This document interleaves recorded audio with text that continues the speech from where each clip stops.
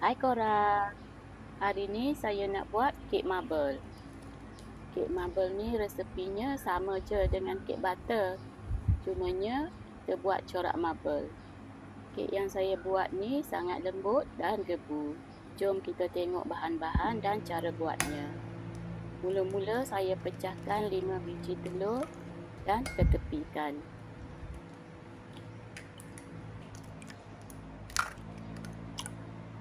Lepas tu kita akan putar butter dan gula. 250 gram butter, 230 gram gula halus. Putar sehingga sebati, sehingga kembang dan bertukar warna. Tanda adunan sudah ringan ataupun gebu bila kita terbalikkan ataupun angkat, adunan tu tak jatuh ataupun meleleh. Sekali-sekala rapikan bahagian tepi mangkuk supaya semua bahan bercampur rata. Bila sudah gebu, kita masukkan telur. Masuk telur satu persatu. Setiap biji telur yang kita masukkan, kita putar lebih kurang 1 minit.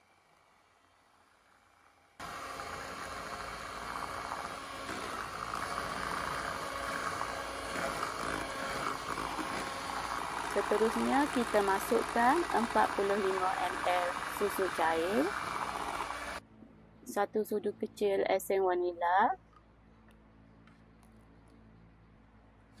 putar sebati,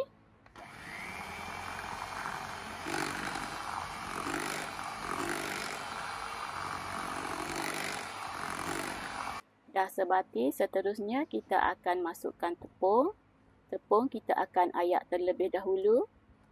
225 gram tepung gandum, 26 gram susu tepung, 1 sudu kecil baking powder.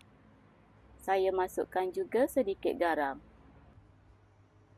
Ayak dan masukkan tepung sedikit demi sedikit. Dah masuk tepung, gaul sebati. Kita gaul gunakan spatula saja. Agak dah sebati, kita masukkan lagi tepung. Kacau sebati lagi. Ulang proses sehingga habis.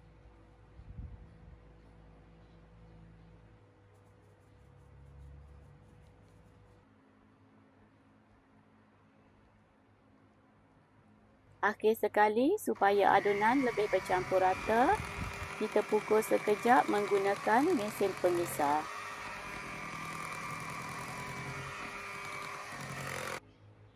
Bahagikan adunan kepada 2 bahagian. Dalam satu mangkuk, masukkan 2 sudu besar serbuk koko. Bancuh serbuk koko menggunakan sedikit air panas.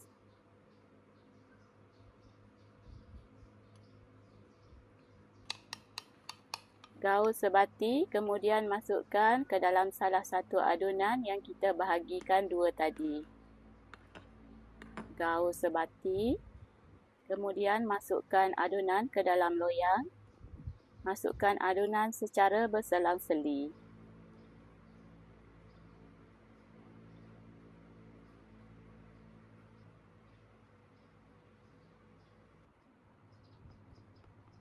Lorekkan sedikit pada bahagian atas kek. Hentakkan loyang 2-3 kali supaya kek padat. Kemudian bakar pada suhu 170 darjah selama 50 minit ataupun sehingga masak. Kek kita sudah pun siap. Bolehlah keluarkan dari loyang. Sejukkan seketika dan bolehlah kita potong. Selamat mencuba dan semoga bermanfaat.